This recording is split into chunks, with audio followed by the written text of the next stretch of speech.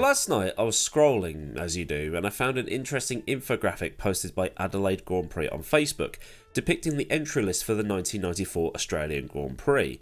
The final Grand Prix of a season that was... well, it was carnage, let's put it that way. And that's also putting it mildly. 2 drivers killed, several injured, a couple of them seriously.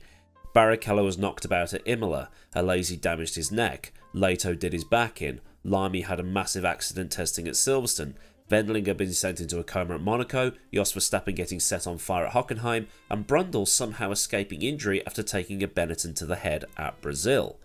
It sparked a massive shift in driver and circuit safety, and changed Formula 1 as we know it forever. And with those injuries, drivers moved around, substitutes were made, a lot of letters, faxes and phone calls exchanged, and it set up an interesting finale for the season because it seemed that everybody was moving around. So to set things up, we'll go through the list of who was on that entry list to start with, team by team. At Williams, it was championship contender Damon Hill and Nigel Mansell, the 1992 champion, contesting the last 3 rounds to help Williams win the Constructors' Championship. After Senna's death, test driver David Coulthard had been in the second car. Not the best way to make your debut in the sport, and he even admits that. At Tyrrell, it was Japanese driver Ukyo Katayama partnered with Mark Blundell. Benetton had championship favourite Michael Schumacher and Jos Verstappen. McLaren's lineup was Mika Hakkinen and Martin Brundle. Jackie Oliver's footwork team fielded Christian Fittipaldi and Gianni Morbidelli. Lotus had Felipe Adams and Johnny Herbert down to race. Eddie Jordan was to have Rubens Barrichello and Eddie Irvine on the grid. Larousse's all-French lineup was Felipe Alliot and Eric Comas. Perennial Minos Minardi had an all-Italian pairing of Pierluigi Martini and Michele Alboreto. Ligier, like Larousse, kept things French with Eric Bernard and Olivier Panis. The Ferraris had the classic combo of Alesi and Berger. Sauber's cars were supposed to have Andrea de Cesaris and Heinz-Harald Frentzen driving. Simtek had David Brabham and Jean-Marc Gounon. And finally Pacific was Paul Belmondo and a London taxi driver's nightmare fuel, Bertrand Gachot. Now, it's implied by some of the language used in that rundown there that this was a provisional list. Supposed to have, was to be, had down to race, and so on. But such is the madness of the 1994 season that all changed between when this list was published and the actual Grand Prix. And it's not actually known when the list was published. If I was to assume, it would have been around the Portuguese or European Grand Prix, as Mansell was on board for the latter, and it was confirmed that he'd be seeing out the season because the kart season had ended. At the latest, it would have been after the Japanese Grand Prix, which was the penultimate race of the season. What is known is that the driver market went a bit mad. And not mad like last year when Sebastian Vettel announced his retirement, Alonso announced he was moving to Aston Martin, and then it all kicked off with Oscar Piastri. This went mad. Part of it was because a few of the teams were in the mud when it came to raising funds. Lotus and Larousse were in real trouble.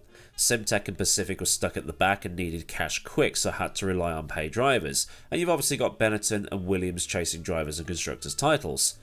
After doing a bit more digging, I would have made a safe guess at saying this infographic was made around the European Grand Prix, because Benetton had signed Johnny Herbert up to replace Verstappen, and he was there for the Japanese and Australian Grand Prix.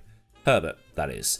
And Herbert would actually drive for 3 teams that year: Benetton, Ligier, and Lotus. At the European Grand Prix, that's where the driver roulette really got going.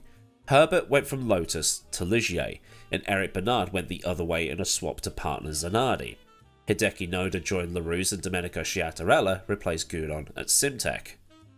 For Japan, it continued. Herbert then went to Benetton to oust Verstappen, and keeping things somewhat Benetton themed, JJ Leto went to Sauber because de Cesaris had retired 2 races before the end of the season, de Cesaris having replaced Wendlinger after his crash at Monaco. Herbert's Ligier seat was taken by Ligier test driver Frank Legorque, however that's pronounced, while Taki Inui replaced Sciattarella. On top of this, Bernard left Lotus to be replaced by 1999 super sub Mika Salo. Now, in a bit of a Simon Whistler bonus fact moment, the reason Herbert had been able to go from Lotus to Ligier to Benetton was because at this point Lotus had entered administration due to their money problems. Flavio Briatore, the managing director at Benetton, along with Tom Walkinshaw, bought Herbert's contract from the administrators and put him in at Ligier, which Briatore had bought at some point during the 1994 season. Briatore and Walkinshaw had their hands in a lot of pies at this time, basically. I know the phrase is fingers in pies, but they'd gone and put the full fist in there. Then, for the final round of the season, Jean-Denis Delatraz went to Larousse to replace Comas, and Sciattarella was back in at Simtek because Inui's drive at Suzuka was a one-off. I hope this is starting to make sense, and I've somehow got to make graphics for this. But the whole 1994 season was one big whirlwind of driver swaps. 14 teams contested the 1994 season, from the giants of Williams, McLaren, Benetton and Ferrari down to the minnows of Pacific, Simtek, Minardi. But 46 drivers entered at least one race, even if they might not have qualified. Drivers missing races through injuries, such as Leto, Alesi, Wendlinger, Lamy. 3 drivers were hit with race bans, most famously Schumacher and Irvine. Irvine for being deemed to be at fault for the Brazil accident where Brundle took a Benetton to the face, and Schumacher for the confusion surrounding the British Grand Prix and ignoring black flags, which is probably a video in itself. The third ban was given to Mika Hakkinen, suspended for the Hungarian Grand Prix because he was involved in a lap 1 incident at Hockenheim, a German Grand Prix that saw 10 cars eliminated before turn 1. Out of the 14 teams, only Tyrrell, Footwork, Minardi and Pacific fielded the same 2 drivers for the whole season. When you include the drivers who were there for every race that season, Barrichello accepted, the 8 drivers doesn't exactly get much longer. But what does remain is how mad the 1994 season was for the revolving door of paid drivers and drivers being called up and promoted due to injuries and bans. At the end of the season, Lotus and Larousse would be no more. Simtek wouldn't survive all of 1995 and Pacific would be gone at the end of 1995. 14 teams in 1994 would be 12 for 1996.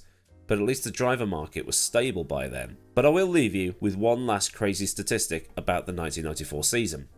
The Australian Grand Prix was the only race in 1994 that a Williams with the number 2 on the nose would win a race. So then, a look at the madness that was the 1994 driver swaps and driver market. If this has made you go, oh wow, that's cool, then do like the video so I know it's been interesting for you.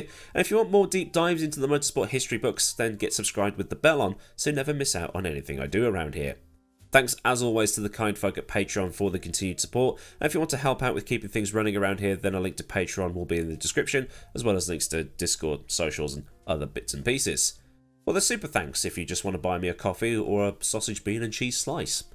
So until next time, I've been AdmiralLaWind, have a great day wherever you are, and goodbye.